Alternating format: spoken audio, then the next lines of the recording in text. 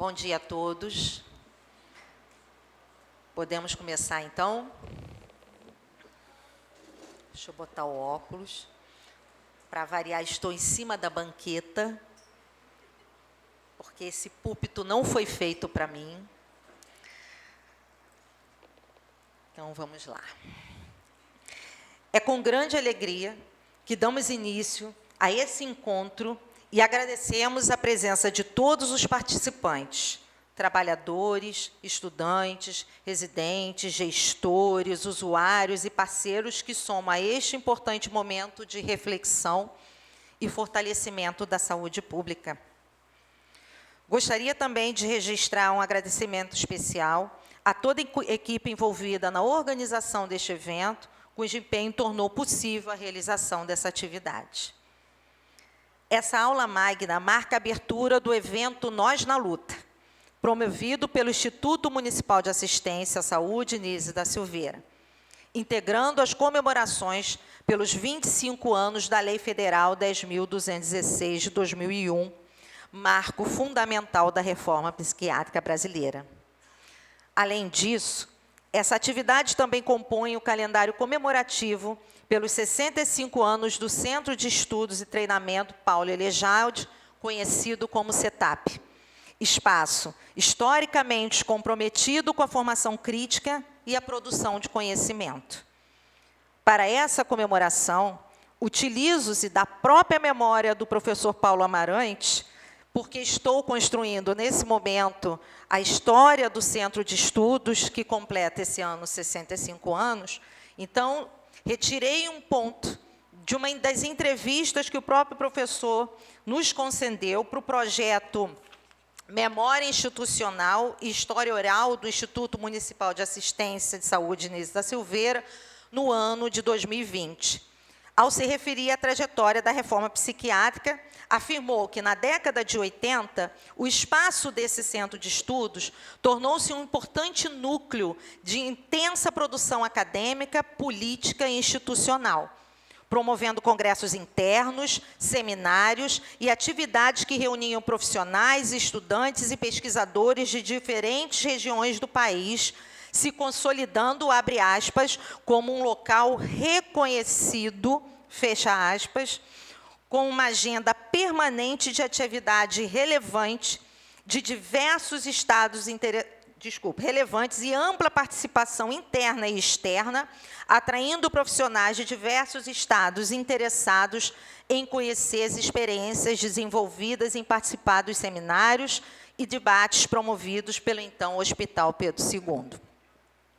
Dessa forma, para esse momento tão significativo, o Instituto Nise da Silveira e o CETAP têm a honra de receber como nosso convidado especial o Dr. Paulo Duarte Amarante, referência nacional e internacional no campo da reforma psiquiátrica brasileira e da saúde mental coletiva, que nos apresentará hoje, com sua aula magna, Nós na Luta, a reforma psiquiátrica no passado, presente e futuro. Para compor a mesa, convidamos a diretora do Instituto Municipal de Assistência à Saúde Nise da Silveira, doutora Érica Ponte.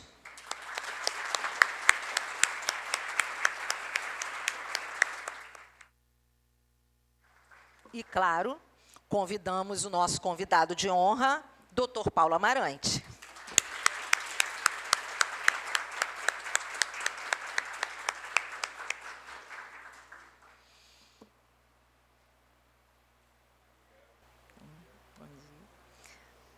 Para a abertura do evento, passo as palavras à doutora Érica.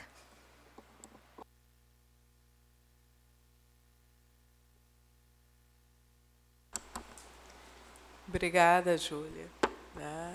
Agradeço também a toda a equipe do Centro de Estudos, por mais esse evento, a nossa segunda aula magna. E tenho aqui que admitir que estou muito emocionada, viu, Paulo, de tê-lo aqui. Eu acho que, para todos nós que temos uma trajetória no campo da saúde mental, é impossível não ter como base uma gratidão tremenda pelo trabalho do Paulo, né? Como exemplo, como norte, né? Eu gostaria de ressaltar, né? Eu fiz a residência de saúde mental em 97 pela ENSP Fiocruz, né? E a minha gratidão, né, começa por aí, né? Responsável pela formação de gerações de profissionais, né? E não só pela formação, também como a própria atuação enquanto trabalhador de saúde mental, né? As grandes conquistas, não só do Rio de Janeiro, no Brasil, né? Eu acompanho o Paulo assim, né, também no seu trabalho junto à Argentina, Buenos Aires, né? Eu acho que as pessoas não têm ideia do quanto ele é conhecido e reconhecido pelo seu trabalho. Ele leva o nosso trabalho aqui no Brasil além das fronteiras. Então, mais do que nunca, eu começo a minha fala com a gratidão, né? Gratidão e emoção de poder recebê-lo. Estou na direção do Instituto Municipal desde 2014, né? Nesse processo de construção do próprio Instituto, e poder contemplar, poder receber, né, Paulo Amarante aqui nesse auditório, como a própria Júlia colocou em sua frase, né, que foi a frase do próprio Paulo, né, falando da importância aqui do Centro de Estudos. Aqui, né, eu sempre reconheci como um espaço de luta, de encontros, de formação, né, o Centro de Estudos do Instituto Municipal Nisa Silveira, né, sempre foi um palco de grandes transformações, né? Eu tive a chance ainda de pegar na minha carreira profissional, né, assistir, né, as palestras, seminários, assembleias, que eram sempre muito vivas, né, muito participativas, né? Então, eu gostaria de convidar a todos, né, para que possam apreciar, aproveitar ao máximo esse momento, né, porque é uma honra termos o Paulo, né, poder assistir uma aula com esse profissional que, como eu já coloquei desde o início da minha fala, que teve e tem um papel fundamental no campo de saúde mental, na reforma psiquiátrica brasileira. E ouso dizer também, até fora do Brasil, como ele é reconhecido, né? Que tenhamos uma excelente aula. Obrigada, Paulo, por aceitar o convite.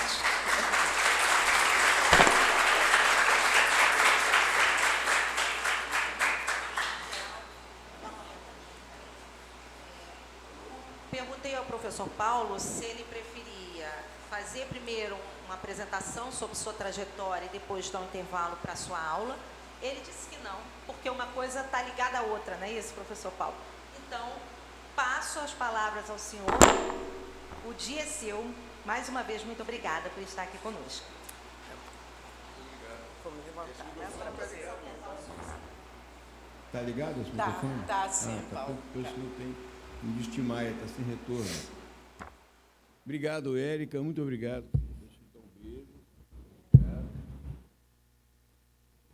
Obrigado, Juliana, obrigado a toda a equipe aqui do CETAP, do NISE. Eu falei com a Juliana assim, que, bem, eu não sei, eu vim preparado, estava me preparando para uma aula magna, na verdade, uma aula. Eu tinha sugerido o tema, um dos temas que hoje me preocupa muito, que é a questão da medicalização. Nós estamos assistindo eu vou abordar um pouco. Mas depois eu fiquei emocionado também, porque, afinal de contas, ontem foi o Dia Nacional da Luta Antimanicomial. Nós fizemos um evento belíssimo no centro do Rio de Janeiro, caminhamos, né? Marcelo filmou, fotografou tudo. da Carioca até a Cinelândia, onde teve um ato público belíssimo, com várias apresentações de discursos, participações. A Harmonia Enlouquece tocou, eu cantei, né, do que eu topo tudo, né, saí de lá só depois do final. Então, eu fiquei muito emocionado, eu estou emocionado esse ano, especialmente, por uma série de coisas, né? Aí eu falei, eu vou, está sendo gravado, está sendo filmado, inclusive, né, tecnicamente e politicamente eu tenho que me apresentar, sou um homem branco, de 73 para 74 anos, não parece, né? Uso óculos, estou com a camisa polo aí, azul, com uma tirinha branca, uma bordazinha branca, né? E cabelos já bastante grisalhos, e me emocionei por várias coisas, como está falando. Então, eu vou fazer uma fala, que é um pouco um depoimento também. Eu vou depois fazer um depoimento sobre o setup, do qual eu fui diretor. Foi uma das poucas funções que eu exerci, não tinha retribuição de chefia, nada disso. Foi uma tarefa política que eu fiz aqui, né? Então, esse ano está completando 50 anos que eu saí do Espírito Santo para estudar no Rio de Janeiro e voltar para trabalhar no Espírito Santo. Eu saí de lá muito decepcionado. O primeiro hospital que eu conheci, que foi o primeiro que eu fui demitido de vários hospícios, botar no meu currículo Lattes, né, demitido de vários hospícios, é um ponto de honra. A primeira demissão que eu tive foi lá no Hospital Adalto Botelho. Eu ainda era estudante, e eu fiquei decepcionado quando eu vi aquele hospício, as pessoas seminuas ou nuas, desdentadas, desnutridas,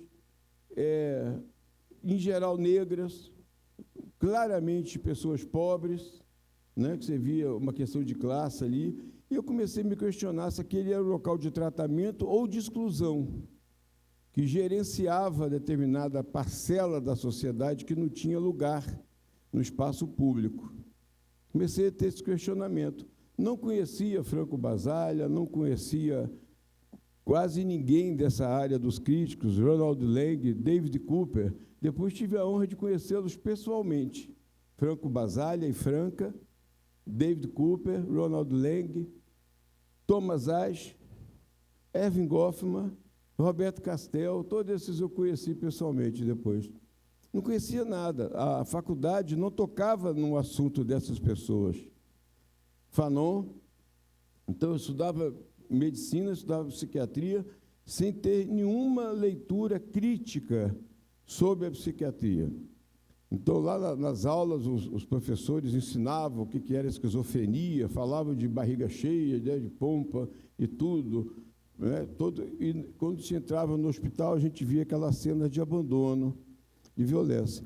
E eu sempre gostei de música, fui músico profissional, inclusive, uma época, fiz musicoterapia, também conheci o Rolando Benezon, para quem é da área da musicoterapia, é um dos pioneiros da musicoterapia, traduzi o livro dele, isso em 74, né? Foi esse ano que eu comecei a me despertar.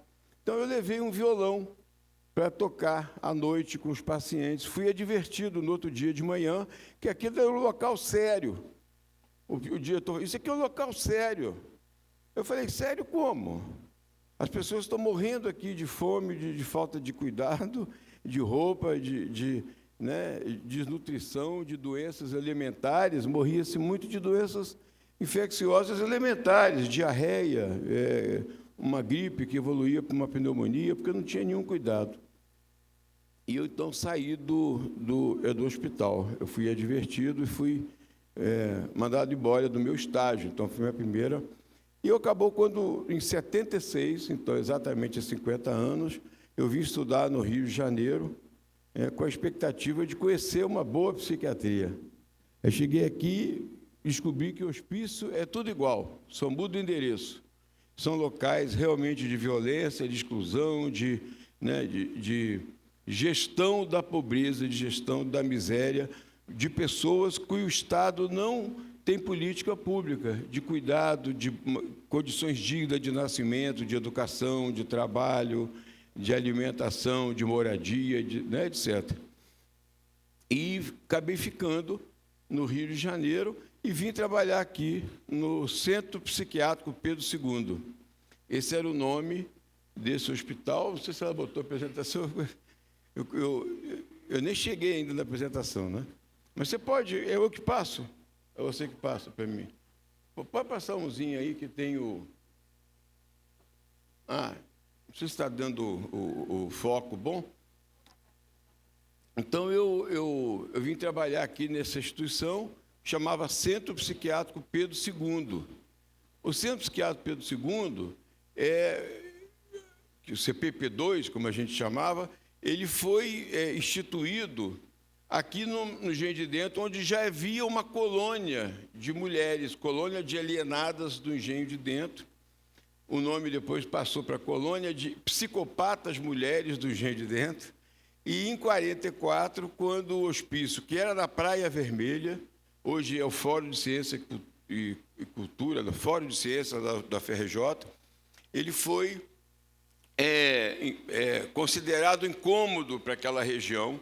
A cidade começava a crescer, em frente foi feito o Yacht Club, né, e ali virou um local nobre, gentrificou, como a gente falaria. Então, o hospício tinha que sair, e ele veio aqui para o Engenho de Dentro e ocupou o mesmo espaço, que era a colônia de alienadas, e virou o Centro Psiquiátrico Pedro II, em homenagem ao Pedro II, o imperador, que tinha criado o primeiro hospício, né?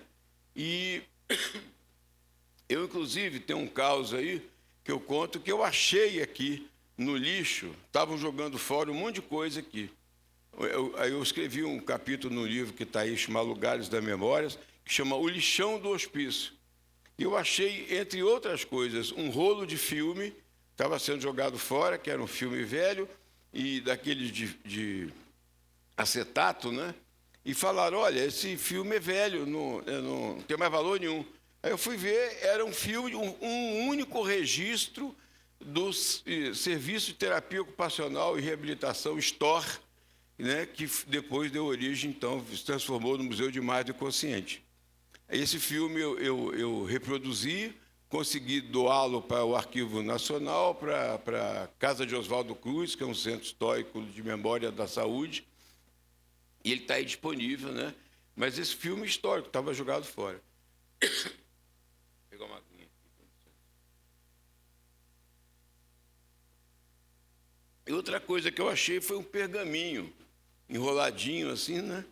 Eu abri aquele pergaminho, era o ato oficial de criação do Hospício de Pedro II, assinado pelo ministro do Interior, com o decreto 82, que criava o primeiro hospício brasileiro, considerado também o primeiro hospício, enquanto hospício, da América do Sul, que era esse, então, lá na Praia Vermelha. Depois tem uma foto dele ali, eu vou colocar depois, o Hospício de Pedro II, em homenagem a ele mesmo, né, o imperador.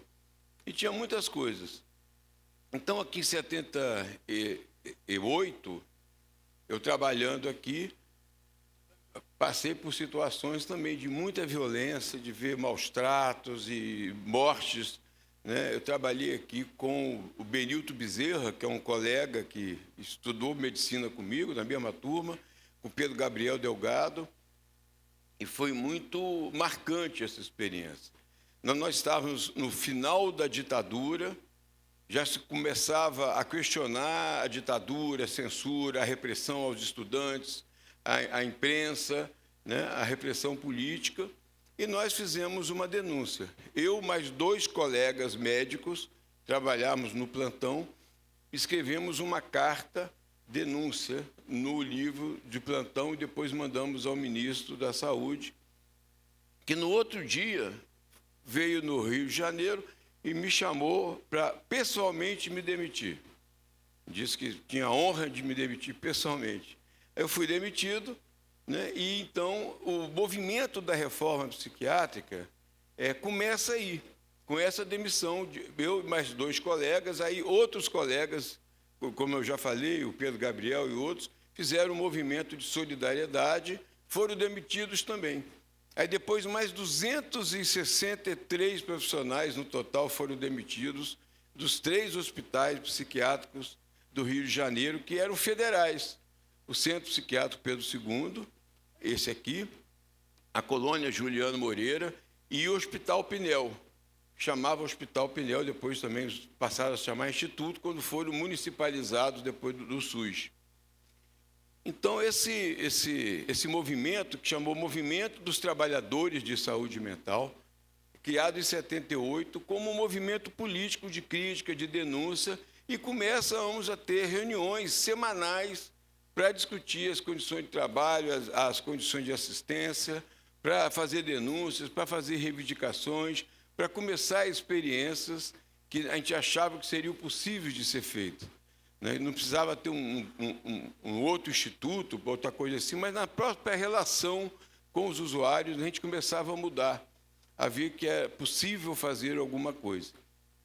Esse movimento depois, nesse mesmo ano, então é uma coisa curiosa, nesse mesmo ano, na Itália, 13 de maio de 78, na Itália era aprovada a Lei 180, chamada Lei Basaglia, né? E que colocava em prática os princípios de um movimento criado por Franco Basaglia, sob a liderança de Franco Basaglia, chamado Psiquiatria Democrática.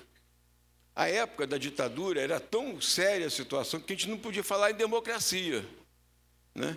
Então, a gente começa a discutir a psiquiatria democrática, que falava que não era uma contra-psiquiatria, uma antipsiquiatria, mas é uma psiquiatria em defesa da vida, em defesa das pessoas. Ela queria não isolar, segregar, violar as pessoas, mas sim defender a vida dessas pessoas. Então, a gente falava, a psiquiatria democrática é uma psiquiatria em defesa da vida. E essa Lei 180 é a primeira lei em caráter nacional, no mundo inteiro, que proíbe a existência de manicômios. Determina que deveria ter um prazo para que os manicômios fossem sendo desmontados e criados no seu lugar outros métodos, outras formas, outros dispositivos de cuidado em liberdade, né? Então, é fundamental essa lei. E nesse mesmo ano que o Franco Basaglia veio ao Brasil, pela primeira vez. Então, foi quando, em outubro, a gente pôde conhecer o Franco Basaglia, já tendo um movimento importante político aqui sob funcionamento, questionando a psiquiatria, etc. E o Basaglia se tornou uma pessoa de referência, embora nesse mesmo evento que o Basaglia veio, estavam o Leng, né, da antipsiquiatria inglesa, o Cooper, o Thomas Ives e outros, né, o Goffman, que discutia, que fez o livro clássico Manicômios, Prisões e Conventos, mas o Basaglia se tornou uma pessoa de referência. Por quê? Ele estava vivendo na Itália uma experiência política única, a de ter uma lei que determinava a extinção dos manicômios, que ele tinha sido a liderança fundamental, a lei, inclusive, né, ficou conhecida como Lei Basaglia, e ele tinha um carisma. Eu me lembro demais assim da forma com que ele falava com a gente, aquele italiano mais, né, fazia, conversava, abraçava, fazia muito, gesticulava muito, e a gente falava, como é que está sendo a sua experiência lá em Trieste? Ele dizia, vão lá conhecer, venham conhecer. E ele recebia mesmo, as pessoas iam, ele botava na casa dele, a casa dele era cheia, era uma república de estudantes latinos, brasileiros, de outros estados, de outros países, né, lá da Itália, e ele acolhia, né? A Franca, a esposa dele, também importantíssima, depois foi senadora, e foi a senadora que regulamentou a lei, que uma coisa que pouca gente sabe, que a lei foi aprovada, mas não foi regulamentada.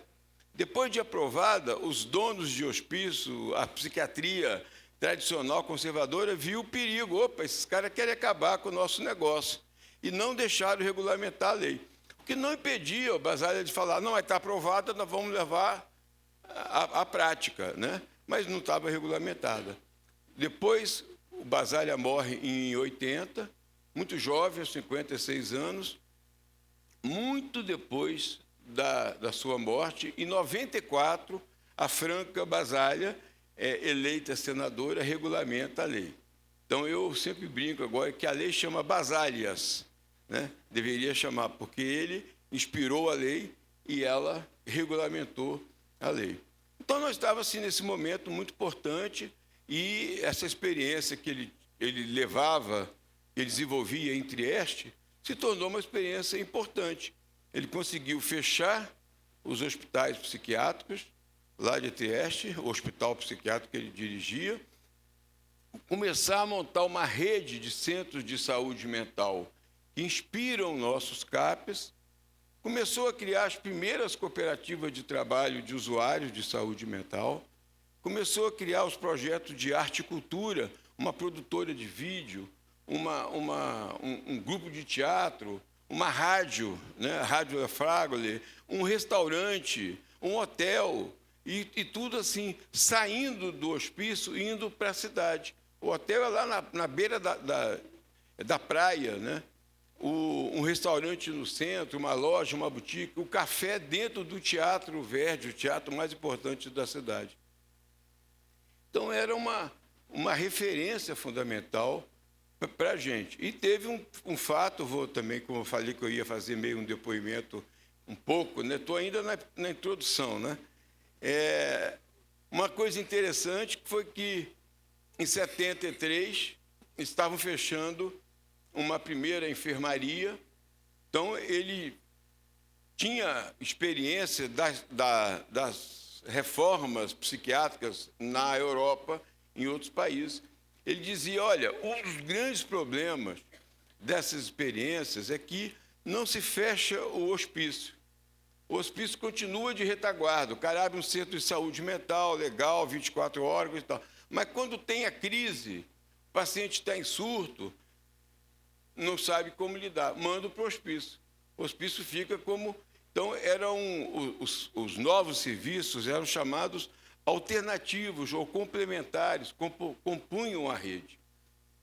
E ele fala, não, nós vamos fazer o seguinte, nós vamos criar centros de saúde mental fortes, ele usa essa expressão, que vai ter leito, vai atender a crise, né? Leitos, até 8 leitos, para atender a crise em situação grave, com poucos dias. Nós vamos continuar internando quando necessário, mas não a internação em manicômio.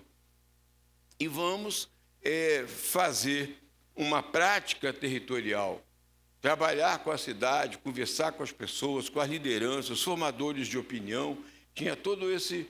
Então, ele estava fazendo esse trabalho quando foi comunicado que tinha um cavalo lá no hospital chamado Marco.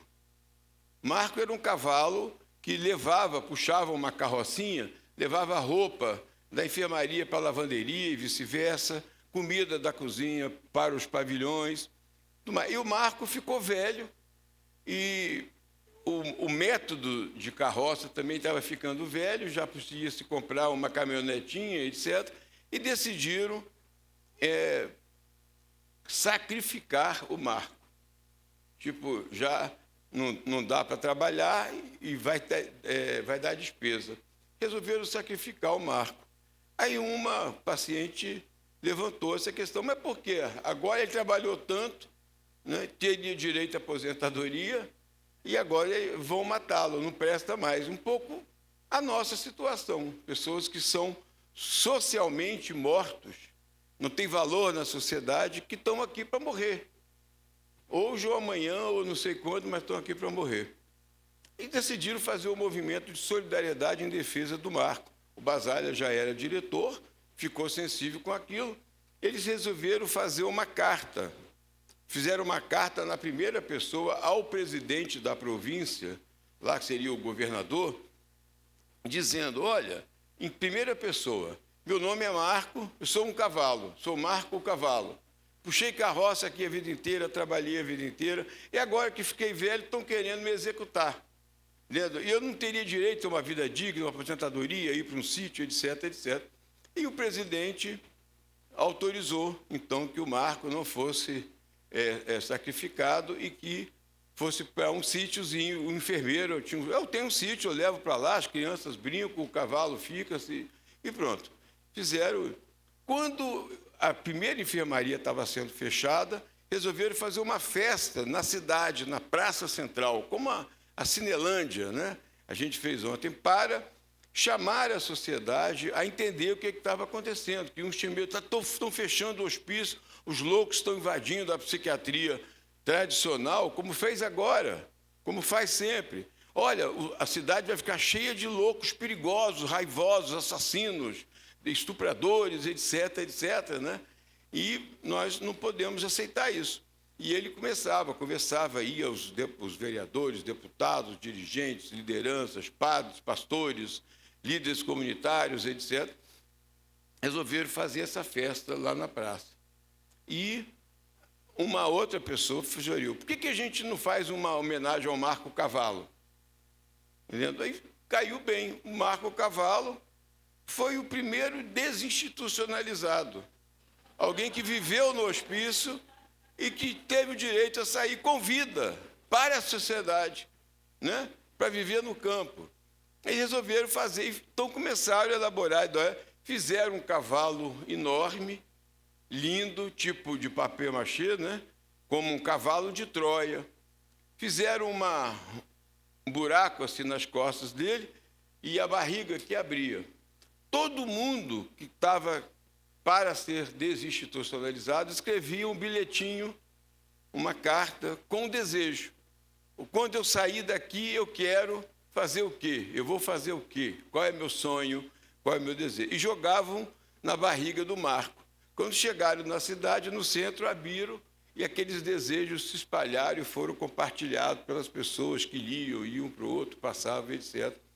Então, Marco Cavallo virou símbolo da luta antimanicomial, né? E fizeram em cor azul, né? Pela a ideia do azul, do céu, a seleção italiana também, a Azzurra, usa a camisa azul, é uma cor muito querida lá na Itália. E o Marco Cavallo, então, foi refeito aqui no Brasil, o Marco Cavallo, e eu brinquei ontem lá no ato que o Marco Cavallo, primeiro, ele saiu do hospício, andou pela cidade, depois rodou a Itália. Aí tinha uma festa não sei aonde, em Firenze, em Veneza, em Gênova, o Marco Cavallo ia.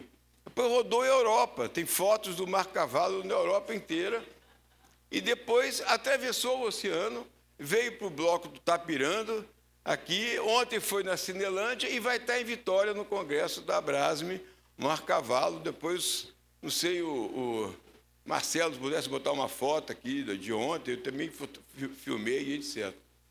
Bem, então, esse meu depoimento assim, foi um pouco dada a emoção de ontem, e eu fiquei realmente muito tocado, né? Com a minha idade, nós começamos esse movimento, a gente fazia reuniõezinhas de trabalhadores de saúde mental. Hoje você vê no Brasil inteiro existe o 18 de maio. O 18 de maio foi decidido, originalmente seria 13 de maio por causa da lei. Dia 13 de maio tem um problema que é a famigerada, né, lei da abolição da escravatura, criticada pelos movimentos negros, etc., porque não houve abolição nenhuma. E toda essa discussão, nós não queríamos dividir a data com um problema aqui, uma outra questão. E passamos a fazer no dia 18 com uma data própria. Isso virou, desde 1988, a gente realiza eventos no Brasil inteiro. Eu me lembro uma vez que eu participei de uma atividade de manhã em Porto Alegre e de noite em Belém do Pará. A gente saía para um canto, para o outro. Aí começou a não dar mais, era tanta coisa, aí começamos a pegar o 17 e o 19. Aí começamos a pegar, aí virou a Semana da Luta Antimanicomial. Lá na nossa coleção de cartazes, nós temos a Semana da Luta Antimanicomial. Depois, maio, virou o mês da luta antimanicomial. Então, nós temos atividade no Brasil inteiro, em todos os lugares. Atividades na rua. Ontem, o atual diretor de saúde mental queria fazer um evento em Brasília para comemorar a lei E quando ele falou comigo, eu falei, não faça isso. Faça isso. O 18 de maio foi uma decisão para que todos os militantes estejam na sua cidade falando com os deputados, os vereadores, as lideranças, os formadores de opinião na sua cidade. E tem que ser no Brasil inteiro. Então, não tira ninguém do seu lugar, porque é lá que a gente tem que estar. E foi, então, um dia muito bonito, a gente vê isso. E está aí, né? É um legado que eu acho que a gente deixa, eu, outros colegas dessa época, por ter feito esse movimento, ver gente lá da rede, de CAPES, gente de centro de convivência, de projetos culturais, várias representações, todos lá falando, discutindo, fazendo uma manifestação belíssima. Caminhou da Carioca pela Rio Branco até a Cinelândia, acompanhando o Marco Cavallo, sob na nossa frente, né, com a liderança de Marco Cavallo. E outra coisa, assim, eu, aqui no centro psiquiátrico, então, eu fui demitido. Eu fui proibido de entrar aqui. Eu me lembrava que eu ficava lá na porta distribuindo panfleto, mas não podia entrar. Era proibido, eu e outros colegas. Tinha um nome na porta, tinha fotografia. Eu tinha um cabelo vermelho na época, falava que eu era comunista até no cabelo. Eu nunca fui comunista. Eu sou um cara que defende os direitos, a sociedade, o socialismo de uma maneira em geral, mas eu era proibido de entrar. E em 1982, o Brasil teve uma crise enorme na Previdência Social. Não tinha recursos para pagar, não tinha rede, etc, etc.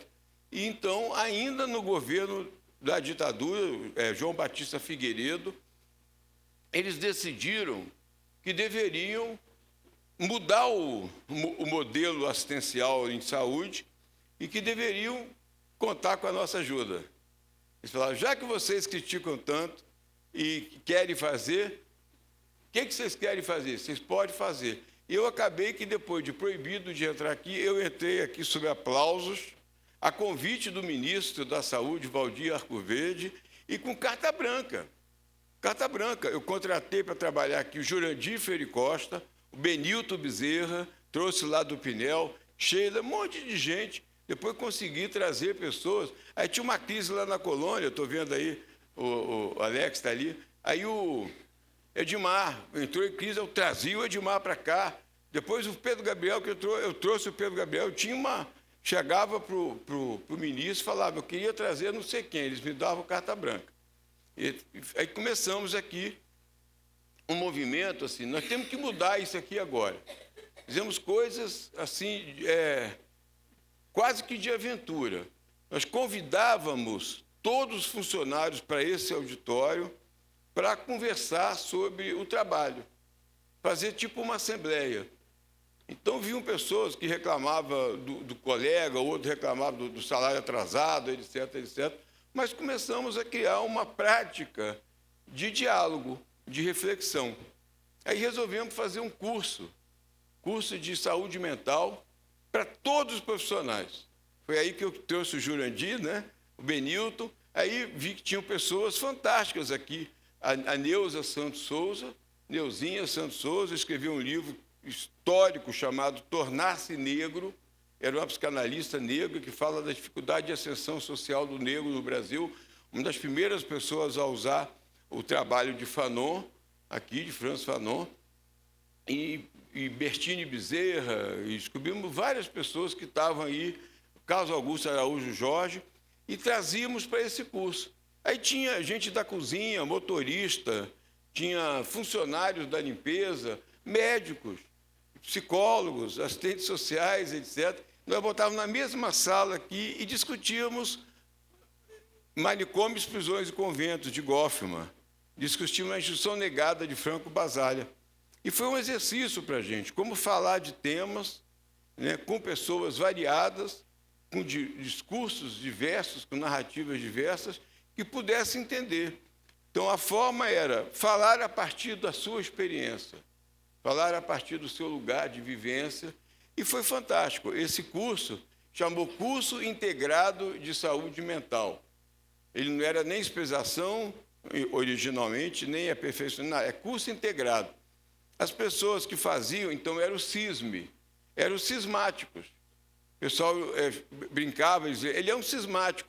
Ficava meio cismado. A pessoa fazia o curso, aí pegava uma consciência crítica, começava a falar, a debater, né, a tomar consciência do modelo que fazia aqui, do papel delas. Vi sessões lindas aqui, de catarse, de pessoas que choravam quando percebiam que aquilo que ela lia no texto é o que ela fazia. Quando ela chamava a pessoa de incompetente, não acreditava, não entendia o que estava sendo dito, etc., o quanto que ela reproduzia as práticas de violência simbólica, violência prática, às vezes, que tinha dentro dessa instituição. Então, é muito assim, para mim, gratificante também acompanhar esse movimento, esse processo hoje do NISE, sendo um instituto municipal de referência, né, com práticas inovadoras de arte e cultura, o Espaço Travessia, Loucura Suburbana, Encantarte, os CAPs aqui, o Museu História da Loucura, Museu da Loucura, Memória da Loucura, né? Então, todo esse trabalho, e ser hoje ainda uma referência. E quando nós começamos esse trabalho, foi o primeiro hospital, os primeiros hospitais, né, o CPP2 aqui, e a Colônia, depois o Pinel, a fazer um processo de transformação. A Colônia também fechou formalmente como hospício e aqui também, né? Então, um processo que a gente demonstrou que é possível cuidar de maneira diferente, cuidar em liberdade, contar com as pessoas enquanto sujeitos, não enquanto objetos, né? Ter com elas práticas de construção, de recriação. Então, isso é só a introdução do que eu ia falar. Tá bom? Vou tomar mais uma aguinha aqui.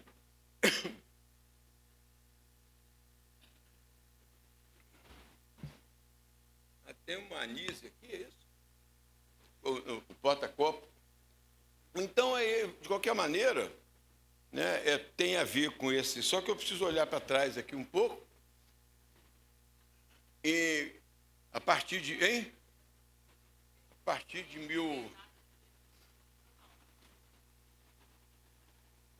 É ele para frente, né? Vou aproveitar, vou pegar esse aqui, depois que eu vou distribuir aqui. Depois eu distribuo, não, eu distribuo depois, senão vai... Obrigado, Júlia. Então, assim,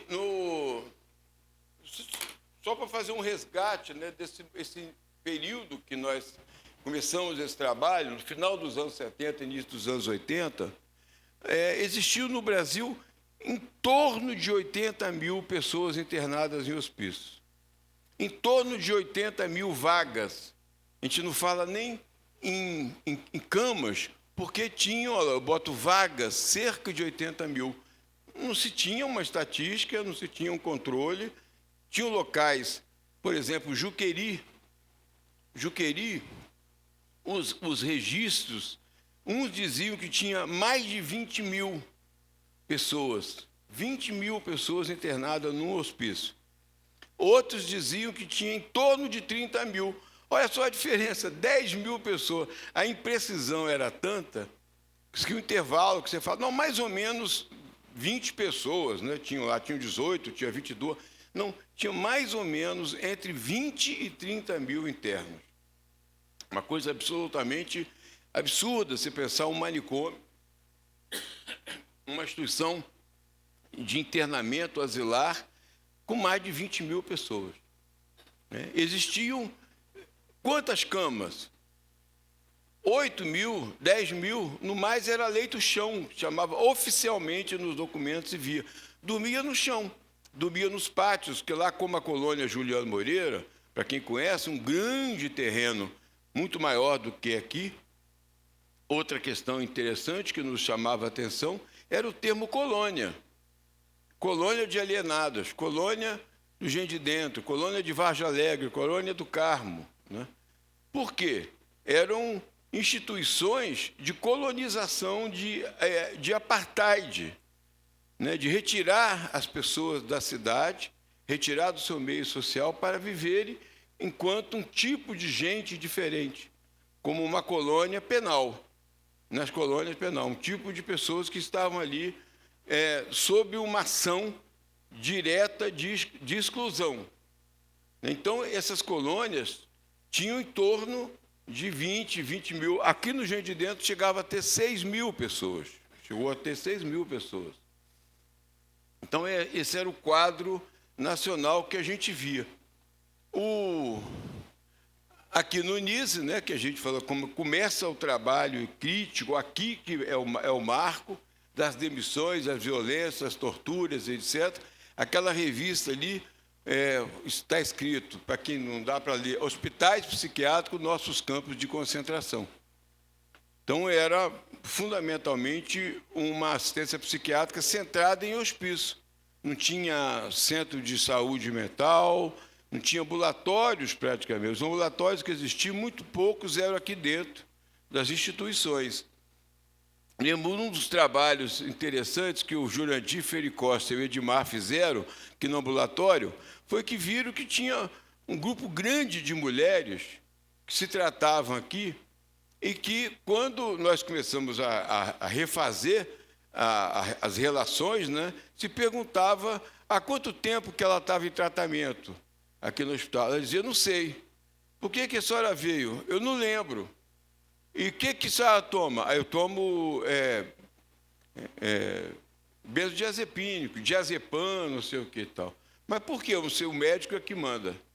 Aí, quando a gente perguntava aos médicos, eles diziam, não, eu só mantenho a medicação que alguém fez. Então, ele pegava prontuários, tinham páginas e mais páginas de prontuários, que diziam, manter a medicação, manter a medicação. Uma vez por mês, ela vinha pegar a medicação.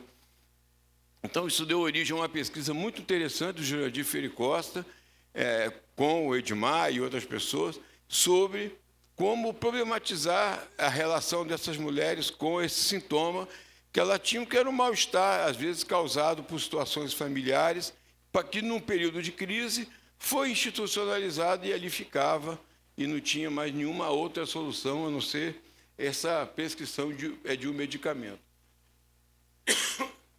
Bem, então, mas como eu dizia, está aqui o controle, né? A maior parte, vamos ver se eu consigo, hein? Então, esse é só para vocês verem o hospício. Vocês conhecem, né, ali na Praia Vermelha, indo para o bondinho do Pão de Açúcar, o Fórum de Ciência da Universidade, que o Lima Barreto chamou de Palácio dos Loucos, escreveu aí 2 livros sobre esse hospício. Um chama Cemitério dos Vivos, um título absolutamente instigante, né? Que fala de uma instituição onde as pessoas estão mortas socialmente. O cemitério são vivos, porém mortos socialmente. E o outro foi o diário do hospício, que é o próprio diário dele. Aqui é só para observar essa ideia de colônias que eu disse, colônia de alienados, né? Esse termo, alienado, foi o termo usado por Felipe Pinel para falar de pessoas que tinham alienado, está fora de si, fora da realidade, perdeu o juízo, o discernimento, perdeu a razão. Então, esse termo, ainda hoje, é uma questão importante para a gente, porque transtorno mental que nós usamos exageradamente, acriticamente, é sinônimo de alienado. A pessoa está alienada, fora de si, ou transtornado. Então, é um conceito que nós deveríamos voltar a pensar se usamos. Né? Por isso a gente fala em sofrimento psíquico, ou em situação de sofrimento, né? Em mal-estar social, psicológico, mas o termo transtorno é um termo que é a atualização de uma expressão bem pejorativa, daquele que perdeu a capacidade, perdeu a razão, perdeu a estrutura.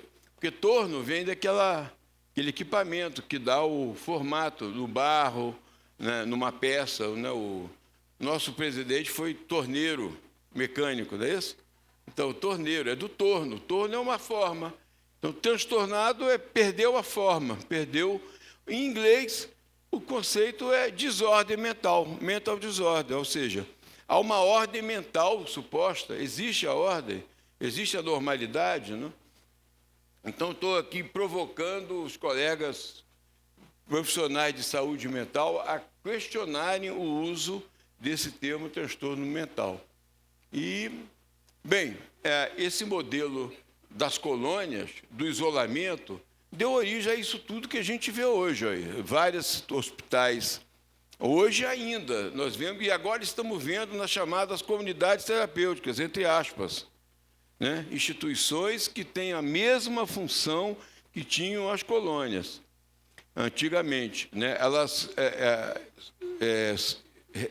recebem pessoas que, em grande parte, o problema não é a droga, em grande parte é a miséria, é a falta de condições de se cuidar, de ser tratado, de ser acompanhado, ser cuidado em liberdade. São pessoas, em grande parte, que não têm políticas públicas de proteção, né, de trabalho, etc., etc. Estão indo para essas colônias.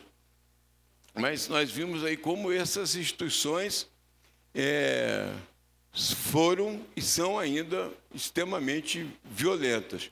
Coloquei aqui um livro, para quem quiser, depois posso passar, mas é só vocês colocarem no YouTube, aí, no YouTube ou no Google, Colônia, entre parênteses, uma tragédia silenciosa. Esse livro nós fizemos ele em 2008, com as fotos originais de um repórter da revista Cruzeiro, lá em Barbacena. Esse livro que uma jornalista, Daniela Arbex, pegou, usou as fotos, as imagens, que escreveu aquele livro Holocausto Brasileiro. Ele está na íntegra na internet, se alguém quiser ver. Bem, então, assim, dentro dessa discussão que eu falei que eu queria fazer, né, começamos a ter um aprofundamento da preocupação do que é a psiquiatria e para que ela serve, né? O Franco Basaglia, como eu falei, o primeiro livro que ele escreveu na vida profissional dele é um livro chamado O que é a psiquiatria? Interrogado. Nesse livro, ele faz uma crítica científica, epistemológica à psiquiatria, né? Qual é o método psiquiátrico? O que o psiquiatra tem de saber, de conceito, para dizer o que é normal, o que é patológico? Então, ele aprofunda essa discussão e chega à conclusão, nos demonstra que o psiquiatra não tem nada senão a opinião. Nada. Até ainda hoje. Ontem eu lia um texto sobre esquizofrenia de um psiquiatra importante que dizia isso. Ainda hoje não se sabe o que é esquizofrenia. A gente usa, fala, são pessoas que têm uma série de formas de experiência de vida, de comportamento, que nós chamamos de esquizofrenia. O fato de nós chamarmos de esquizofrenia não diz nada, só apaga a pessoa para a gente. Ela passa a se tornar um esquizofrênico e eu deixo de ver nessa pessoa o João que ela é, o Paulo, o Pedro, a Maria, etc., etc. Então, uma das coisas que a gente aprendeu com o Basaglia, uma dessas discussões que ele faz, né, na psiquiatria, é a crítica científica, uma crítica ética. Né? O que a psiquiatria faz nessas instituições de violência, de abandono, de mortificação, como o Erving Goffman, esse do livro Manicômio, Episódios de Convento, dizia. Mortificação do eu, deshistorização, retirada da pessoa da sua própria história, perda de identidade. Né? Em Juqueri, aliás, saiu um filme muito interessante chamado Juqueri, um lugar fora do mundo, um documentário recente. É impressionante a quantidade de pessoas que estão lá internadas sem prontuário, sem nome, sem identificação. São identificadas assim, aquela senhora negra que falta o dente da frente, que falta isso, que tem aquilo outro, a que usa tal roupa, porque ela tinha uma roupa única, às vezes. Então, várias formas de identificação para poder falar mais ou menos de pessoas que não têm nome. E muitos não têm mais nome. são chamados por apelidos. Apelidos, em geral, muito comuns nas instituições totais, das prisões, o baixinho não sei o quê, entendeu? O Paraíba não sei o que lá, e várias formas de estigmatização que as pessoas têm, né? Então, o Basile questiona essa questão ética. E outro, o papel político, né, de apagar conflitos sociais, violência, falta de trabalho, falta de dignidade, falta de direitos. Aí a pessoa se torna doente mental. E ela se tornando doente mental, você não mais problematiza a sua condição de miséria de uma certa sociedade, de um certo segmento, de uma certa origem, e passa a ser um problema individual. Nós estamos assistindo isso hoje muito no processo de medicalização. Então, você vê da mesma forma o aumento de transtornos mentais como causa de afastamento do trabalho. Aí eu volto e meio escrevo para esses psiquiatras, colegas que escrevem, dizendo, primeiro, o que é transtorno mental? Como você diagnostica um transtorno mental? Qual é o elemento que eu tenho objetivo de dizer que a pessoa é transtorno? Vocês já viram os diagnósticos de transtorno mental? Não, os questionários que se fazem 50 e tantas questões. Você ri sozinho, você fala, rir sozinho é uma coisa muito legal, por sinal. A gente ri, né? E uma coisa legal também é você ser pego rindo sozinho. Entendeu? Alguém que chega, aí você ri sozinho, você começa, não, porque, entendeu? E você ri sozinho, você fala sozinho, você tem medo de morrer, você acha que alguém quer lhe fazer mal? Eu acho.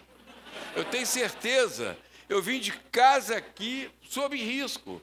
Para uma moto do meu lado, eu tremo. Eu vim de vidro fechado. Eu tenho medo. Quando chega uma carta no correio lá, que quase não tem mais carta, é conta. É alguém me cobrando alguma coisa. Então, querem me fazer mal. Os deputados querem me fazer mal. Estão fazendo mal. Né? Estão fazendo mal. Então, assim, e o cara que mora na comunidade de Manguinhos, onde eu trabalho lá do lado, fizemos uma pesquisa recente. Quem quer te fazer mal? A polícia, a milícia, o Estado, o vizinho. Por quê? Porque você acaba botando as pessoas em condição de miséria, de medo, de desesperança, e o vizinho, que antes era colega, que antes era amigo, que antes era companheiro, agora é seu inimigo. As pessoas brigam por uma vaga a ponto de se matarem. Nos Estados Unidos, é uma das causas importantes de morte, discussões por problema de carro. O cara fechou o outro agora há pouco tempo, o cara foi lá, pegou, matou. Não pode mais fechar alguém no cruzamento. Entendeu? Então, você tem... Então, esses questionários são muito relativos, porque, além do mais, né, as condições com que ele fala, você bebe diariamente. Qualquer europeu, quase italiano, bebe diariamente. O vinho é um alimento. Né? Até Jesus transformou água em vinho, né? Entendeu? O Jaguar dizia, podia, já que tinha tanta força, podia até servir o salgadinho. Entendeu? O Jaguar, que era o nosso grande caricaturista. Mas, então, dentro de certos contextos, essas perguntas, você ouve vozes. Hoje, existe um movimento internacional de ouvidores de vozes. Alguém conhece? Faço assim. Alguém não conhece? Quase todo mundo conhece. Então, movimento de ouvidores de vozes. Pessoas que começaram a falar uns com os outros, lá na antessala do psiquiatra e tal, que ouvia vozes. Eu também ouço. Eu estou aqui também por isso. Que voz você ouve? Aí eu ouço a voz de uma pessoa que fala, vou te matar, vou te matar. E começaram a trocar experiências, começaram a falar dessas experiências. A minha voz fala isso também, não sei o que e tal. E começaram a perceber que essa voz não é um defeito, é uma condição, é um sintoma, não necessariamente patológico, da experiência de vida dessas pessoas. Então, que elas tinham que aprender a lidar com as vozes. Começaram a se reunir, começaram a criar. Então, várias pessoas, eu trouxe aqui uns anos atrás, uma das fundadoras desse movimento na Dinamarca, na Europa toda, que é a Olga Hansman. Elas começaram a se reunir para falar das vozes. O que aconteceu? Ela começou a diminuir de tomar os antipsicóticos, até parar. Foi parando, foi descobrindo que não precisava tomar remédio, que começou a lidar com as vozes. Assim como os alcoólicos anônimos, neuróticos anônimos, os ouvidores de voz e outros grupos de ajuda mútua, tem aí o Ed, o pessoal que está aí, o Miguel, na comunidade de fala. Tem várias experiências. As pessoas começam a mudar a sua relação com essa experiência dita antes do sintoma patológico, mas como uma expressão de vida, né? E começam a mudar, isso diminui essa experiência, fica mais sob controle, etc. E boa parte dessas pessoas pararam de tomar antipsicóticos, pararam de tomar remédio, pararam de frequentar serviços psiquiátricos. Então, é uma mudança, é uma forma diferente que tem. E dentro desse livro, né, eu estou fazendo as discussões do aspecto político, da crítica científica, como o Basaglia começa a ver. Então, ele diz, olha, a psiquiatria se esqueceu do sujeito, da pessoa. Ela começou a falar de doença. A esquizofrenia é uma doença que tem tantos tipos, hebefrênica e tal, paranoica, etc., mística, catatônica e tal. E se esqueceu de falar que ela não existe, a psicose, fora de uma pessoa. Ela não existe sem a pessoa. Então, ela não pode ser estudada como se estuda plantas, ou estuda objetos. Característica da esquizofrenia, os pontos... A esquizofrenia é um termo que a gente usa para falar da experiência de pessoas. Então, essa mudança foi fundamental. Então, ele fala, a psiquiatria colocou a pessoa entre parênteses, não é entre aspas, entre parênteses, ou seja, apagou ele, tirou do eixo, começou a se ocupar da doença, falar de doença. Eu vou fazer o contrário.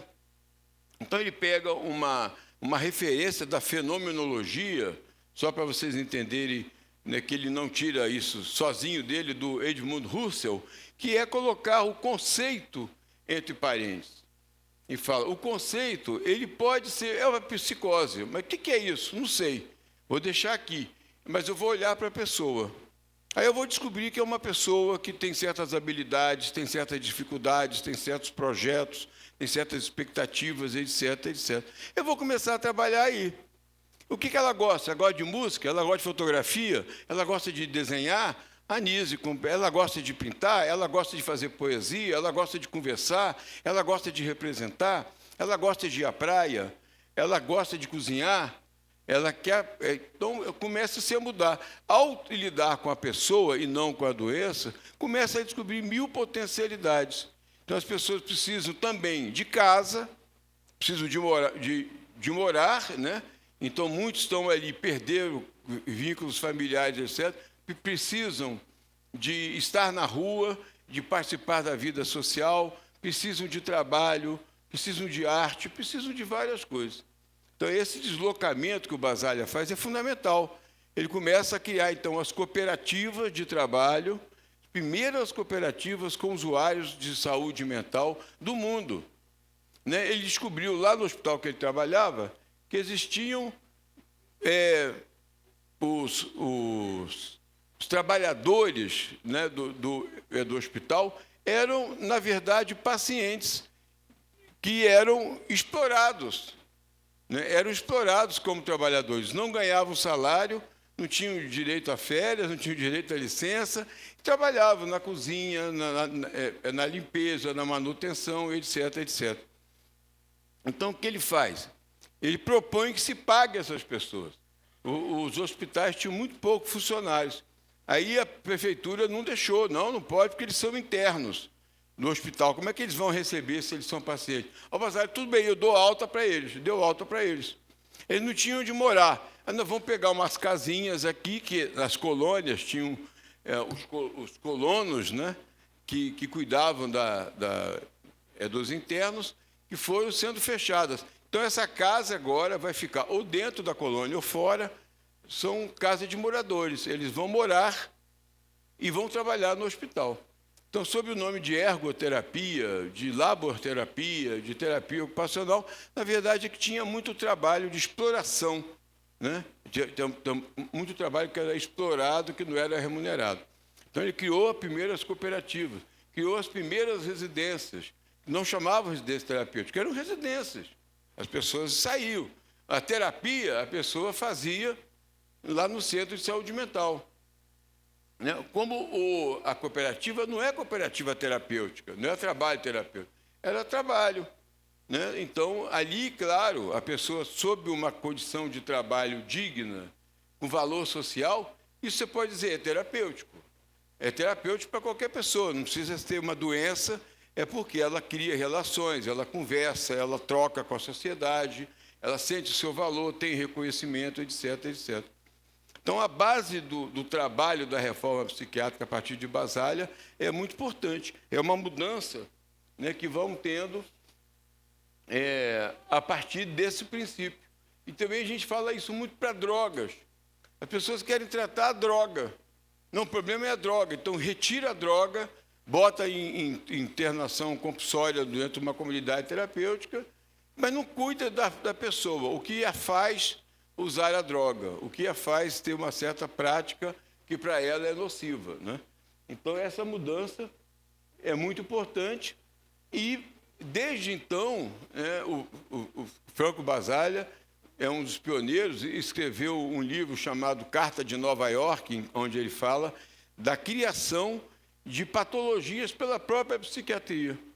Como a psiquiatria está aumentando, está estendendo o conceito de depressão, por exemplo, hoje, não tem mais tristeza, tudo vira depressão. Aí eu falava do trabalho, aquela hora que eu disse do aspecto político e ético, em que, assim, transtorno mental no trabalho. Então, você não problematiza o trabalho. Nós estamos vendo um movimento, desde o início do hiperliberalismo ou do neoliberalismo, uma perda de postos de trabalho. As pessoas estão sendo demitidas, estão ficando em trabalhos inseguros, instáveis, sem estabilidade, sem garantia de aposentadoria, sem condições de tratamento, direito à licença, etc, etc. Agora, na Argentina, há um mês e pouco atrás, aumentou-se a carga horária de trabalho. Né? Isso significa também que diminuição de postos. Você explora ao máximo o trabalho o trabalhador e retira vagas. Nós estamos sentindo a perda de locais de trabalho em várias empresas, em vários locais. A instabilidade. Então, o colega de trabalho, que antes se reunia, o companheiro, o colega, o trabalhador, ele passa a ser um certo inimigo, uma ameaça. Né? Porque se a empresa diminui postos de trabalho, ela vai escolher alguém para demitir. Se eu tiver melhor, puder ser mais considerado, né, eu fico, ou não, fica o meu amigo. Então, as pessoas começam a disputar. Uma série de questões de mal-estar, né, no trabalho. Isso aumenta a ideia de que as pessoas estão em sofrimento, o que não necessariamente, então, é uma doença, é um transtorno. A mesma coisa com criança em escola, se fala muito do aumento de TDAH, TDAH. Quase todas as crianças têm um diagnóstico. Tem um videozinho chamado Medicalização da Vida Escolar, muito legal, vocês pegam no YouTube, que a professora ela tem um diagnóstico para cada aluno. Todos os alunos ela dá um diagnóstico. Né? Então, e a escola? A escola, que nasceu com o nome de escola normal, vocês sabem disso, as normalistas, as escolas normais, uma instituição de normalização da vida, é uma escola de modelo de 300 anos atrás. Ela segue do mesmo jeito. A criança mudou. Hoje, uma criança com 2 anos já navega na internet, já sabe mexer no computador, já sabe que Papai Noel não existe, etc. Uma série de coisas. A família mudou. O lugar da mulher, antes cuidadora, responsável pela merendinha, pela levar a criança ao colégio, mudou. Mudou tudo, a sociedade mudou. E a escola continua mais ou menos. O país do Paulo Freire, todo mundo fala Paulo Freire, mas a escola não tem nada de freiriana. Né? E, além disso, profissionais mal remunerados, mal reconhecidos enquanto profissionais, etc, etc. Aí aumenta diagnósticos de criança, a criança que paga o pato. Ela que acaba sendo patologizada. Então, essa luta contra a medicalização é muito importante. E isso Franco Basállia já dizia, já nos avisava, né, dessa patologização, isso a gente gosta de usar essa expressão, da vida social.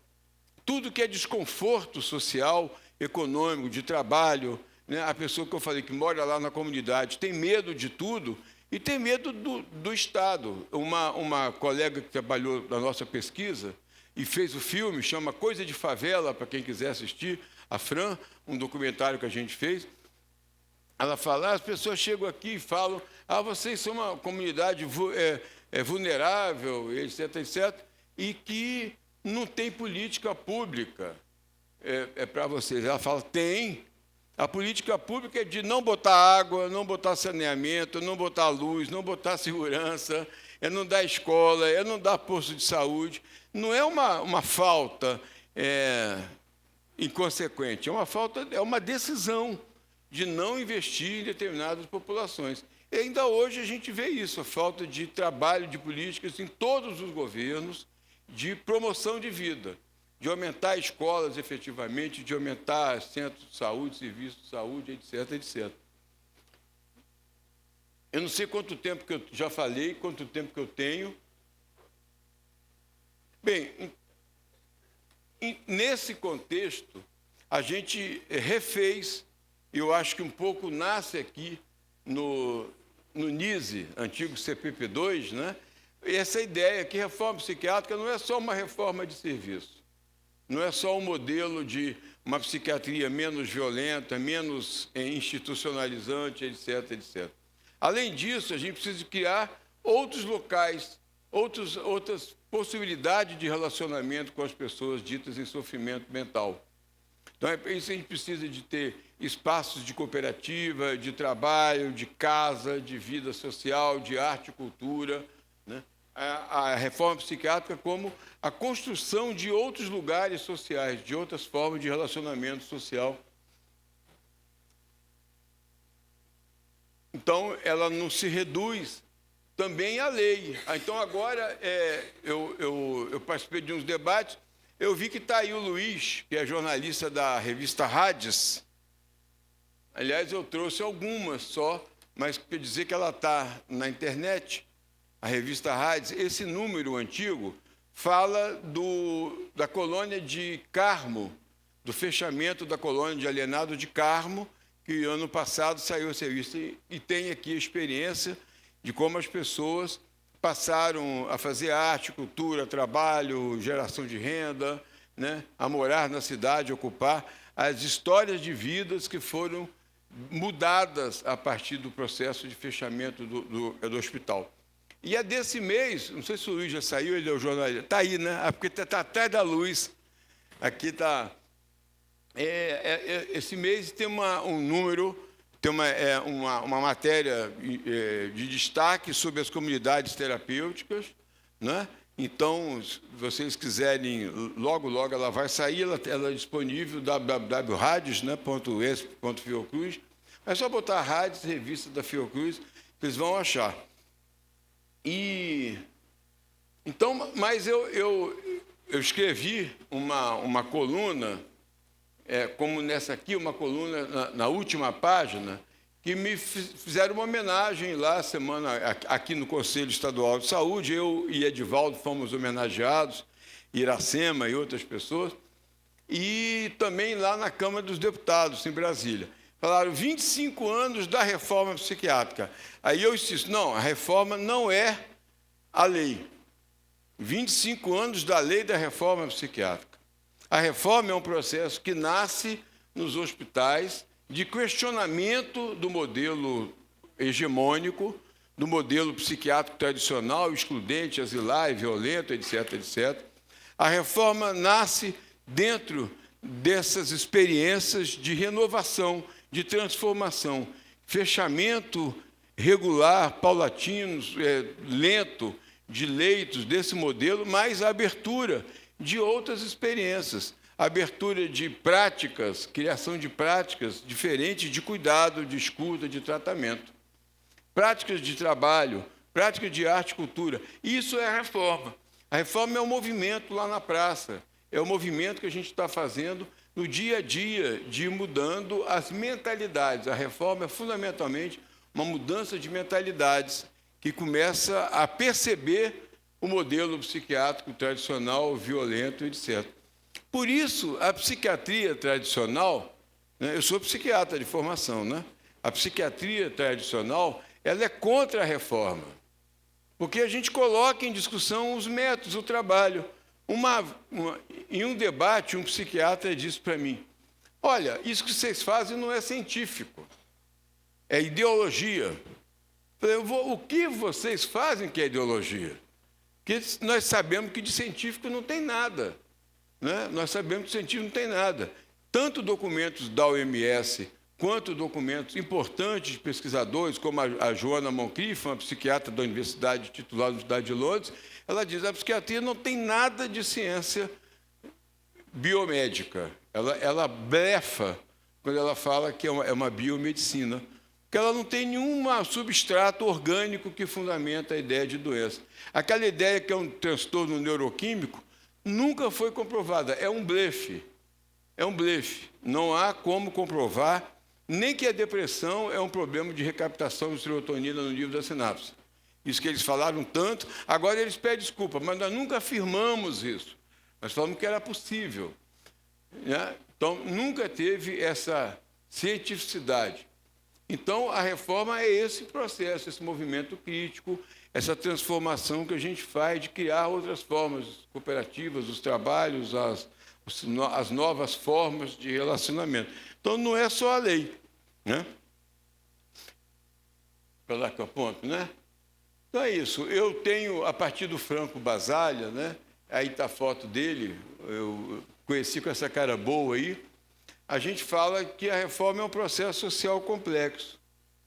Entendendo? É um processo que, a ideia de processo que dá a ideia de movimento, de não ter um fim definitivo, um fim ótimo, é sempre um movimento, que a gente vai mudando, a sociedade vai mudando, as pessoas vão mudando, vão surgindo novos problemas, novas questões, também novas doenças, não necessariamente no campo da psiquiatria, são inventadas novas doenças, né?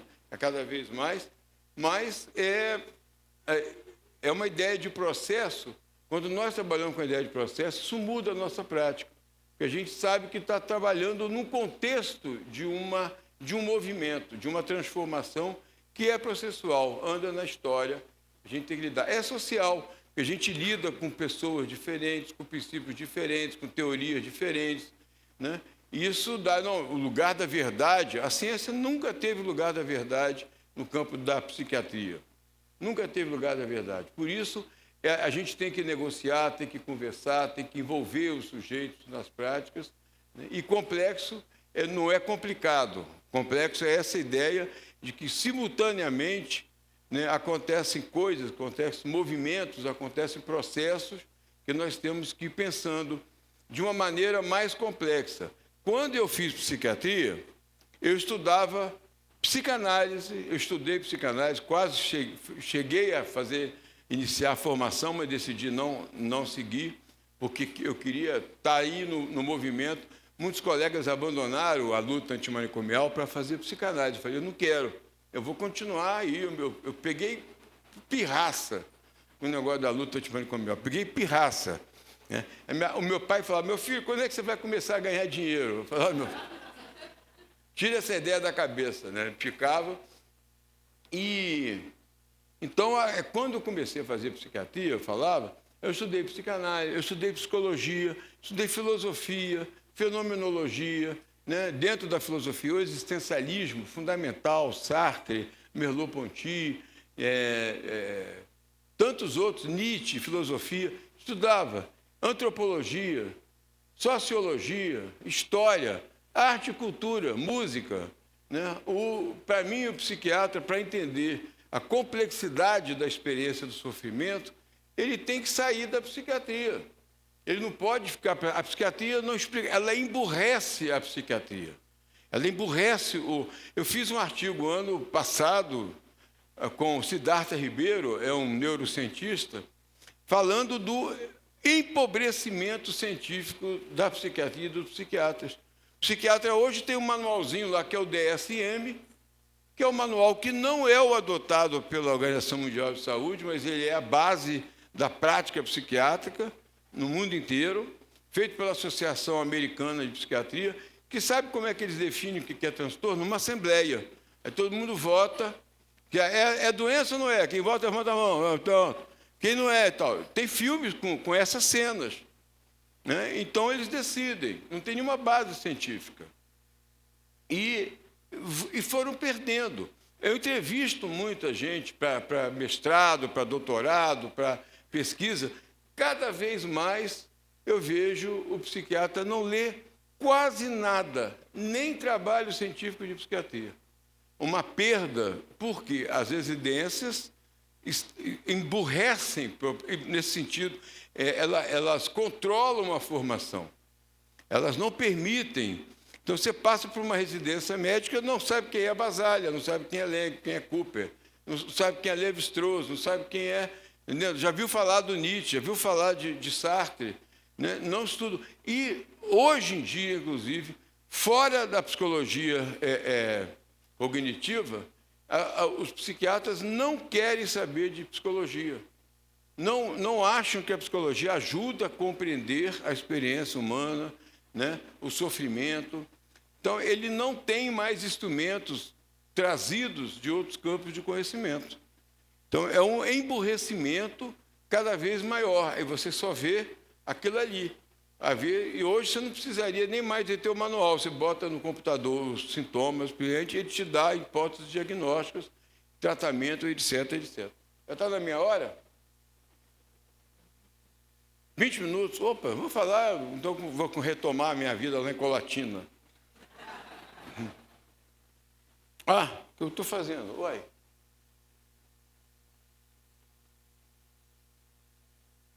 Então, só para... Eu vou acelerar realmente, assim, porque eu acabei fazendo, falei que eu fiquei emocionado e tocado com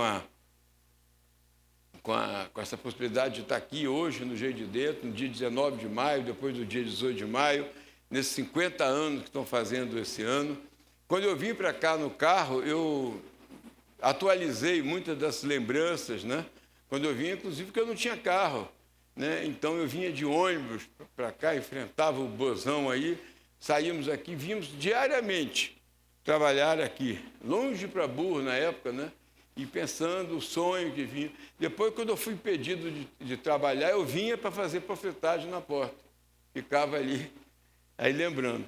Mas é isso, assim, mais do que, então, também fechar os hospícios, a reforma psiquiátrica. Fechar os hospícios, locais de violência, de exclusão, né, de abandono, de desassistência. É abrir novos serviços de cuidado em liberdade, no território, centros de saúde mental, atenção primária, o centro de atenção psicossocial, serviços como centros de convivência, muito pouco usados na reforma psiquiátrica brasileira. Foram criados em São Paulo, no início dos anos 90, virada dos anos 80 para 90, criaram práticas inovadoras, né? E só foram incorporadas na RAPS em 2011, mas sem recurso. Se você cria algo e não dá recurso para financiamento, não funciona. Então, alguns poucos centros de convivência resistiram, né? E fundamentalmente em São Paulo, criado muito pouco. Mas, assim, então, criar CAPs, centro de convivência, residências assistidas, iniciativa de arte e cultura, como atividades efetivas. As pessoas pensam muito na arte como algo de terapêutico exclusivamente ou de entretenimento, para passar o tempo lá no CAPS, para passar o tempo numa instituição. E não, a arte é produção de subjetividade, é produção de diálogo, é produção de vida. As pessoas trocam, se falam através da arte, produzem em si, né, transformações. A Anísio falava muito isso, né,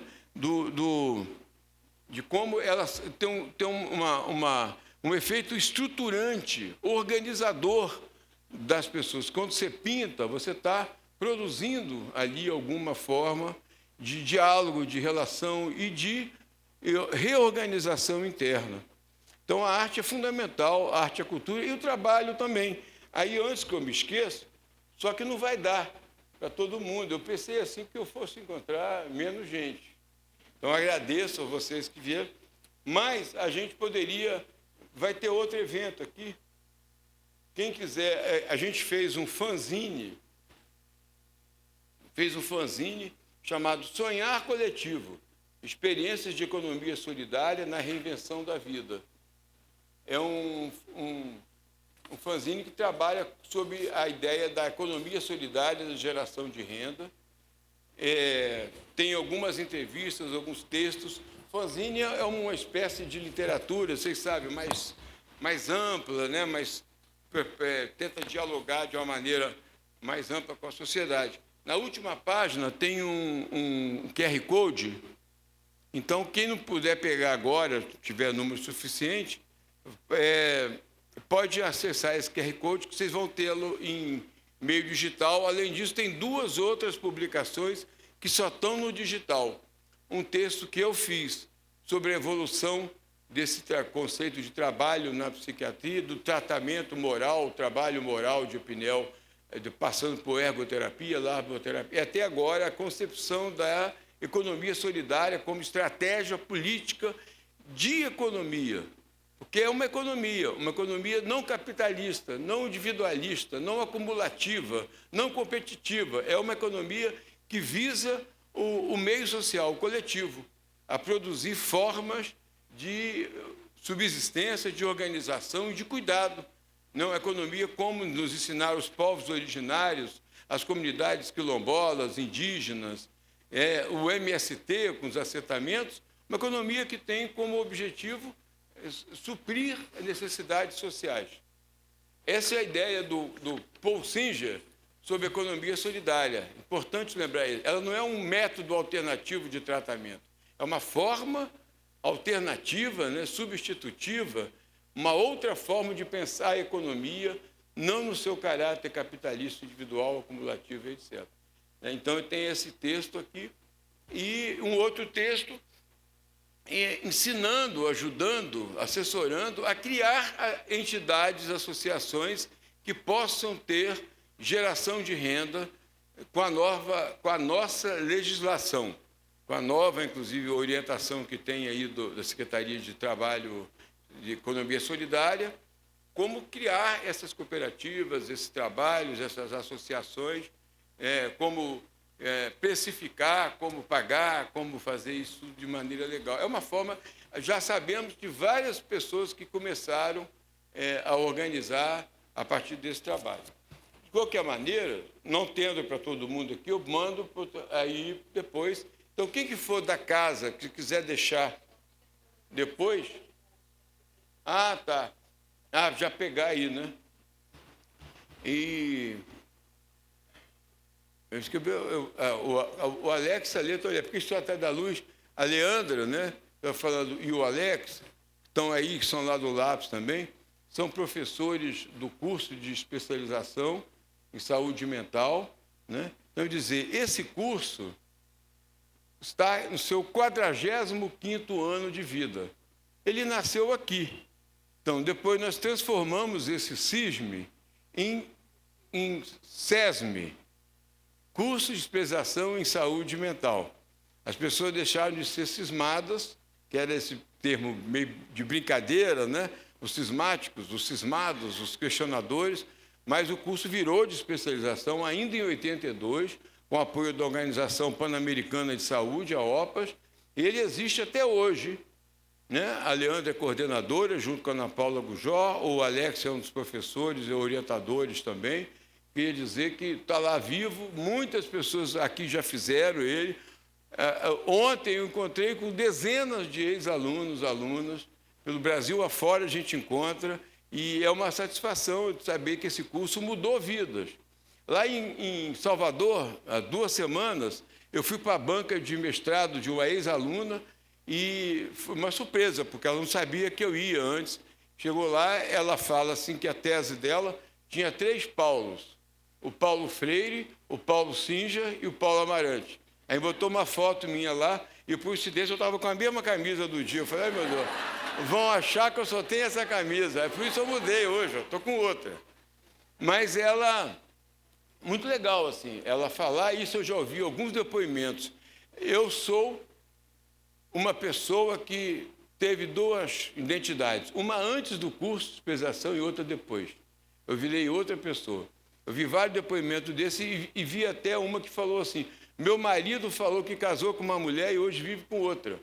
Porque depois do curso eu comecei a questionar, a problematizar a relação, o poder masculino, a dominação e tal. Eu acho muito legal. Esse curso, daqui a pouco vamos abrir a seleção, né? E além, então, desses 45 anos, ele teve mais de 60 edições. A primeira, fora do Rio de Janeiro, que nós, além do Rio, foi em Santos, quando teve aquela experiência revolucionária em Santos, né? O secretário, depois prefeito Davi Capistrano, fechou o hospício, a Casa Anchieta, onde morriam várias pessoas, tinham morrido 3 mulheres, etc. Ele fez que nem o Basálio. O SUS já estava aprovado, mas não estava regulamentado. Ele falou, mas está aprovado. Aí foi lá, fez uma intervenção, chamou o Ministério Público, chamou a Polícia Federal, chamou a Vigilância Sanitária, fecharam o hospício. Aí todo mundo começou a pensar, não, o que você vai botar agora? Quantos médicos? Tem pouco médico, precisa ter mais sala de repouso. Não, vou fechar e vou fazer o que o Basaglia fez na Itália. Fechar o hospício, não entra mais. Devagar nós vamos tirando quem está aí dentro. Vão para residências na cidade, vão para cooperativas, criou a primeira cooperativa brasileira de saúde mental, antes de existir a lei da cooperativa, antes de existir as cooperativas em saúde mental, que é a Cooperativa para Todos. Criou um projeto cultural também com edição de vídeo, teatro e a Rádio Tantã, TV Tantã e Grupo de Teatro Tantã. Então, criou a cooperativa, criou o teatro, criou a residência, criou um programa de redução de danos. Foi detido pela Polícia Federal, foi processado várias vezes, porque tinha uma incidência altíssima de AIDS na época, e começou-se a descobrir que boa parte das pessoas, né, dos casos, não era por transmissão sexual, né, por seios, etc., mas sim por sangue, transfusão de sangue. Ainda não tinha a lei do sangue. Aí o Davi começa a distribuir seringa, que as pessoas compartilhavam a mesma seringa para injetar substância. Então, ele foi preso, processado, detido lá, porque ele dava seringa e estimulava o uso de droga. Ele dizia, não, eu estou diminuindo a incidência de AIDS. Acabou que ele virou referência mundial. Hoje, a experiência de redução de danos no Brasil é muito importante, mas ainda é combatida pelos conservadores, pela psiquiatria conservadora, pelos proprietários de comunidade terapêutica, porque eles querem que as pessoas tenham problemas que precisem deles. E a redução de danos, o Davi dizia, eu não estou estimulando ninguém à droga, eu estou promovendo neles uma ideia de autocuidado. O cara que aceitava a seringa, ele começava a pensar, não, eu quero a droga, mas não quero a doença. Isso é uma forma de cuidado. Então, ninguém chegava lá e dizia, olha, vou te levar para uma comunidade, para um hospital, vou te internar, etc. Então, na medida em que essa equipe ia chegando, ia se aproximando, eles iam trocando, conversando, e não tinham mais medo dos profissionais de saúde. Aí, em vários casos, o Antônio Lancetti, um psicanalista que trabalhou lá, muito importante na experiência da Reforma de Santos, ele diz, olha, o cara chegava depois de um tempo e dizia, doutor, eu queria parar de usar a droga. Entendendo? Esse é o momento em que a pessoa que adere à ideia de suspensão do uso de drogas. Não é a internação compulsória, não é a força, não é a raça, é esse desejo interno que ele é capturado, digamos, para uma terapia, um autocuidado. Então, a experiência de Davi foi muito forte, né? Então, essa ideia que a gente começa aí, a gente quer mudar as práticas, as mentalidades, fazer. Esse é o verdadeiro objetivo da reforma psiquiátrica. Não é só, então, criar novos serviços. E, nessa transformação social-cultural, tem um papel importantíssimo a arte, a cultura, a música, a fotografia, o cinema, o vídeo. Por isso que nós lidamos tanto com arte e cultura, né? Você vê ontem a Praça da Cinelândia acabou com a música, encerrou a festa com a música do Harmonia Enlouquece, o Foco da Vida. Vocês conhecem, né? Estou vivendo no mundo do hospital, tomando remédio, psiquiatria mental. Hein? Caminho das Índias. Eu fui consultor da novela. Caminho das Índias. Tocou Sistema Nervoso Alterado também, que era aqui do Nise, né? Ed falou alguma coisa? Não? Eu achei que tinha falado. Ou eu ouvi sua voz, tá vendo? Eu cheguei a ouvir. Mas então é isso, é uma mudança. Eu vou acabar mesmo aqui, ó. Esse desenho foi lá da experiência também italiana, né? É uma menina, uma interna, uma moça, que vivia pedindo pente. Aí estava, eu quero um pente, preciso de um pente, estou despenteada, mas não tenho pente. E ninguém dava o pente a ela. E o Basari perguntou, mas por que você não dá um pente? Porque ela é psicótica. Ela não quer que vai querer pente. Você dá o pente, ela pode transformar numa arma, no estilete, arrancar ali. Ela vai jogar fora, porque ela é a louca do pente. Alguns brincavam até que ela tinha inveja do pente. Vocês sabem o conceito de psicanálise, né? Então, aí ele deu o pente. E ela se penteou. E pediu uma blusa, pediu um batom, ela queria cuidar de si. E lá no hospício, é isso, a pessoa entra, ela pede os seus objetos, as coisas que lembram a sua história, a sua memória, cortam até cabelo. Em 2004, eu fui trabalhar em Manaus, aí entrou uma diretora do hospital psiquiátrico, e ela, como rotina, impôs que todos os internos e internas deveriam ter a cabeça raspada para evitar pulga, piolho e carrapato ou outras coisas mais lá. Entendendo? Raspou a cabeça de todo mundo. Pra vocês terem uma ideia do caráter totalitário da instituição. Agora já deu meus 20 minutos que eu estou sentindo. Ali, ó. Mas eu queria aqui pegar... Estou falei que eu estava muito assim. Então, dizia-se muito isso, né? Impossível a reforma, não tem outra forma de tratar, né? O lugar de louco é no hospício. Você só pode impor um tratamento que, na verdade, era o quê? Era a medicação, se a pessoa for obrigada. Ela tem que ser internada, amarrada, agarrada, etc. Então, a gente mostrou não ao contrário, né? Mostrou que não, que era possível. Fizemos a lei nacional, mas antes da lei, que completou agora, então, 25 anos, 6 de abril, nós tivemos 10 leis aprovadas estaduais, algumas municipais. Então, teve todo um movimento importantíssimo de luta pela lei nacional e de aprovação. Fechamos mais de 60 mil vagas em manicômios no Brasil. Essa experiência é fantástica, né? Os países europeus, a América Latina, que todos admiram. Eu, no final, vou botar o livro que eu fiz isso aqui só para divulgar, ele não está nem à venda. E abrimos mais de 3 mil CAPs. Eu digo pouco. Sempre briguei, né? Eu sempre achei insuficiente. Nós devíamos ter investido mais na criação da RAPS, na implantação da RAPS, contratado mais profissionais como trabalhadores públicos, não terceirizados, não explorados, não oprimidos, como hoje a gente vê trabalhadores que não tendo vinculação, não tendo garantia, sempre aquela coisa que eu falava, ameaça de perda do emprego, etc. Tínhamos que ter aberto mais. Abrimos, às vezes, as residências, também pouco, né? Então, eu participei de uma tese agora, em Brasília, também semana passada, em que a autora, uma médica, ela falou, o Brasil não teve nenhum governo totalmente contrário à reforma, a não ser o último, que tentou desmontar a rede, a RAPS, etc. Mas não conseguiu. Então, na prática, nunca teve. Mas também não tivemos nenhum totalmente favorável. Eu concordei com ela.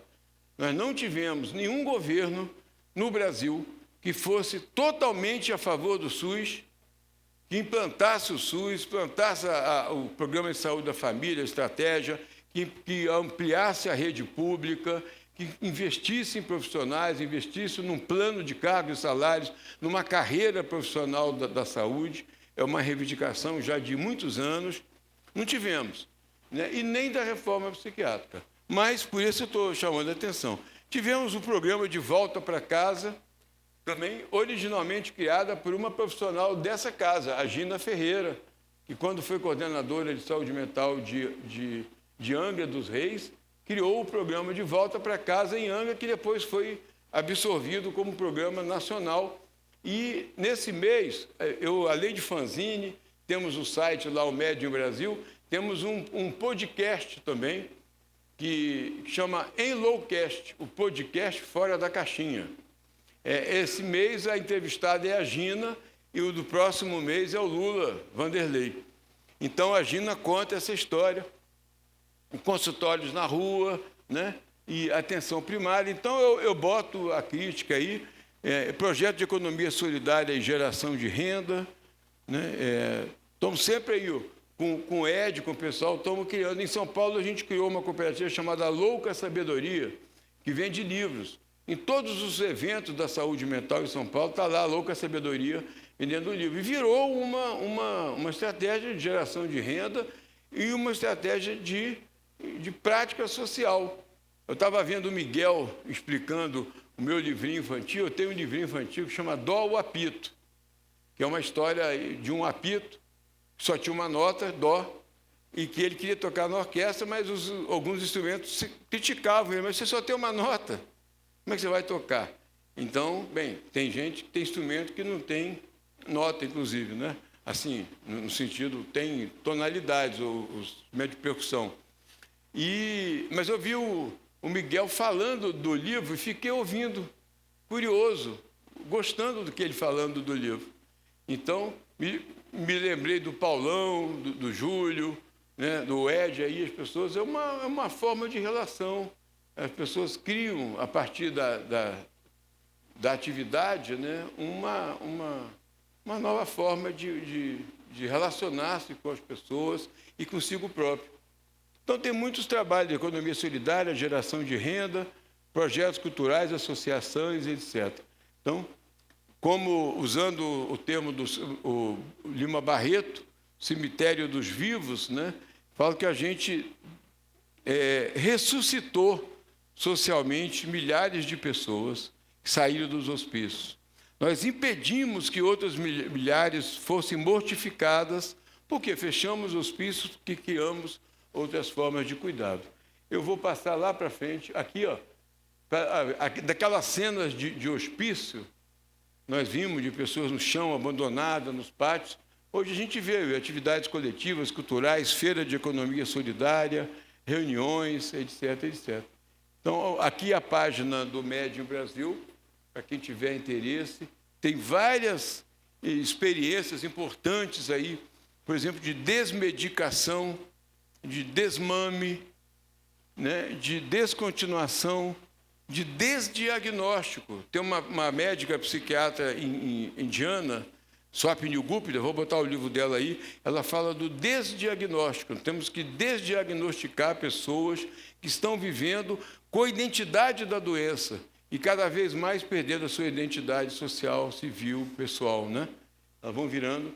O diálogo aberto da Finlândia, que está se disseminando pelo mundo afora, os ouvidores de voz, os grupos de autoajuda, etc, etc, das sociais, ajuda mútua, o grupo não obrigado de médicos, que no thank you, no graças, boto na porta do consultório essa placa com um símbolo dizendo não obrigado aos representantes de medicamentos, né? Stay